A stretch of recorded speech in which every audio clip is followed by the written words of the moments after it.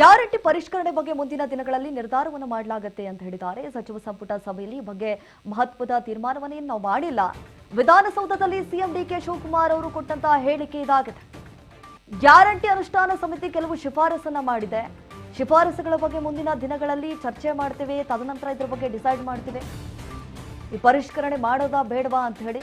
ಯಾಕಂತಂದ್ರೆ ಒಂದು ವೇಳೆ ಏನಾದರೂ ಪರಿಷ್ಕರಣೆ ಮಾಡಿಬಿಟ್ರೆ ಮುಂದಿನ ದಿನಗಳಲ್ಲಿ ಸಾರ್ವಜನಿಕ ವಲಯದಲ್ಲಿ ಯಾವ ರೀತಿ ತೊಂದರೆಯನ್ನು ಅನುಭವಿಸ್ತಾರೆ ಜನಗಳು ಅನ್ನುವಂತಹ ನಿಟ್ಟಿನಲ್ಲಿ ನಾವು ಕೂಡ ಯೋಚನೆ ಮಾಡಬೇಕಾಗತ್ತೆ. ಏಕಾಏಕಿಯಾಗಿ ಪರಿಷ್ಕರಣೆ ಮಾಡೋದು ತುಂಬಾನೇ ತಪ್ಪು ಅಂತ ಹೇಳಿ ಸಚಿವ ಸಂಪುಟ ಸಭೆಯಲ್ಲಿ ಇದರ ಬಗ್ಗೆ ತೀರ್ಮಾನ ಮಾಡಿಲ್ಲ ಅಂತ ಹೇಳಿ ವಿಧಾನಸೌಧದಲ್ಲಿ ಸಿಎಂ ಡಿಕೆ ಶಿವಕುಮಾರ್ ಹೇಳಿಕೆ ಕೊಟ್ಟಿದ್ದಾರೆ.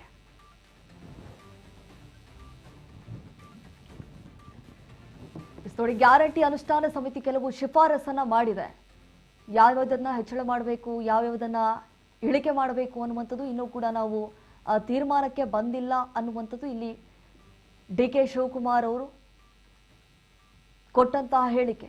ಶಿಫಾರಸುಗಳ ಬಗ್ಗೆ ಮುಂದಿನ ದಿನಗಳಲ್ಲಿ ಚರ್ಚೆ ಮಾಡ್ತೇವೆ, ಅದಕ್ಕೇನು ಒಪ್ಪಿಗೆ ಕೊಡ್ತಾರಾ ಇಲ್ವಾ ಮುಂದಿನ ದಿನಗಳಲ್ಲಿ ಗೊತ್ತಾಗಬೇಕಾಗಿದೆ. ಯಾಕಂದ್ರೆ ಬಹುಶಃ ಇದ್ರ ಬಗ್ಗೆ ಏಕಾಏಕಿಯಾಗಿ ಡಿಸೈಡ್ ಮಾಡೋದಕ್ಕೆ ಆಗಲ್ಲ. ಮಾಡಿಬಿಟ್ರೆ ಸಾರ್ವಜನಿಕರಿಗೆ ಹೊರೆಯಾಗತ್ತೆ.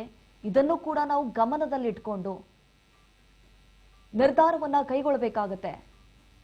ನೋಡಿ, ಗ್ಯಾರಂಟಿ ಪರಿಷ್ಕರಣೆ ಬಗ್ಗೆ ಮುಂದಿನ ದಿನಗಳಲ್ಲಿ ನಿರ್ಧಾರ ಮಾಡ್ತೀವಿ ಅನ್ನುವಂತಹ ಮಾತು ಡಿಕೆ ಶಿವಕುಮಾರ್ ಅವರದ್ದು. ಸಚಿವ ಸಂಪುಟ ಸಭೆಯಲ್ಲಿ ಇದ್ರ ಬಗ್ಗೆ ಪ್ರಸ್ತಾಪ ಮಾಡಿದ್ವಿ, ಇದ್ರ ಬಗ್ಗೆ ಚರ್ಚೆ ಕೂಡ ಆಗಿದೆ. ಆದ್ರೆ ಇದು ಯಾವುದ್ರ ಬಗ್ಗೆ ಕೂಡ ನಾವು ಇನ್ನುವರೆಗೂ ತೀರ್ಮಾನ ಮಾಡಿಲ್ಲ ಅಂತ ಹೇಳಿದ್ದಾರೆ. ಸೊ ಮುಂದಿನ ದಿನಗಳಲ್ಲಿ ಏನಾಗತ್ತೆ, ವೆದರ್ ಈ ಗ್ಯಾರಂಟಿ ಪರಿಷ್ಕರಣೆ ಮಾಡಬೇಕಾ ಬೇಡವಾ ಅನ್ನೋದು ಮುಂದಿನ ದಿನಗಳಲ್ಲಿ ಗೊತ್ತಾಗುತ್ತೆ.